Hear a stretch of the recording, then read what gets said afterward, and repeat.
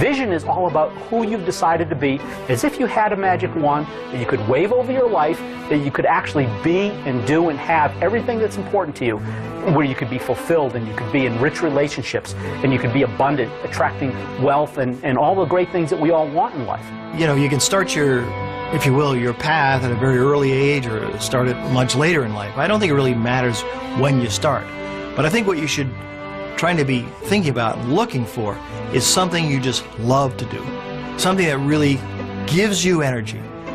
You've got a passion and that you feel you can commit yourself to. Some people get into vision and purpose and they make it so huge, or they think it has to be so big, that they scare themselves and they almost freeze themselves. They don't come up with anything. Your vitality in life is directly proportionate to the vividness of your vision. And when you have a clear vision, magnetic things occur, and you draw into your life amazing synchronicities. People, places, things, ideas, and events start to synchronize in your life to help you fulfill your vision. The law of attraction just says that anything we think, feel, say, and do, we attract to us. So we're always creating through what we're putting out in our thoughts, our feelings, our words, and our actions. A very common misconception about the law of attraction, people learning it, is that it's all about positive thinking, and it is not.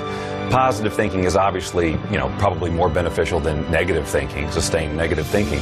But positive thinking can mean just that you're thinking about things that would normally make a person happy. But if you're not truly emotionally involved with your thoughts, you're not really having an attractive power. In other words, if you're visualizing a car, or you're visualizing a house, or you're visualizing lots of money, or whatever your version of success is, but you don't have any real feeling about it, that is in alignment with that. In other words, if you don't feel positive about those thoughts, you're actually not attracting anything positive. It's the feeling that powers our thoughts.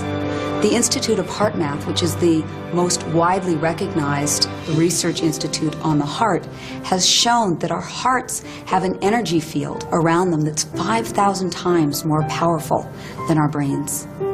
So this is the real power source for people. And when we want something from our head, it can only go so far.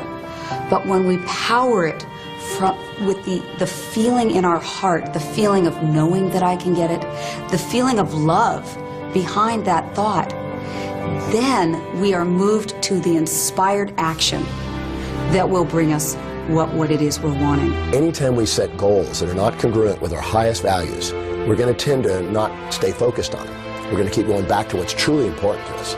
And so it's very crucial to set objectives that are congruent and aligned with the highest values, because when you do, you don't require outside motivation. You're inspired from within. I work with teens every day. I've worked with thousands of teenagers all over the country. And what I know to help teenagers love and believe in themselves and have that success-driven vision that so many adults have is the very first thing you have to do is be original. Be yourself. Don't conform. Don't transform. Find your own original gifts. You have them. You have so many. And lead with those. Belief in yourself is the first step to anything great. If you don't believe you can do it, you're finished even before you get to the starting line. You see it all the time in grade school. The kids line up to run the 100-yard dash. They all start off pretty good, but as soon as one or two of those kids pulls ahead, you see a few in the running literally slow down and sometimes stop. That's because when those kids see someone pick up speed, they begin to doubt that they'll ever catch them. And their brain says, what's the use? And suddenly they believe it. Here.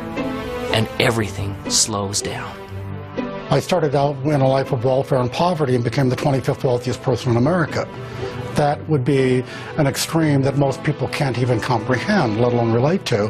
And it all started because I believed in my own possibilities.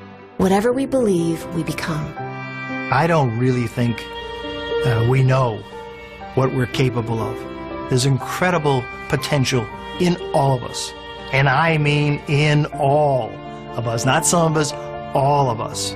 If you find your passion and that energy wells up in you, and if you can dream and start to get committed to that dream and that vision, then you can be successful and far beyond what you ever thought you could.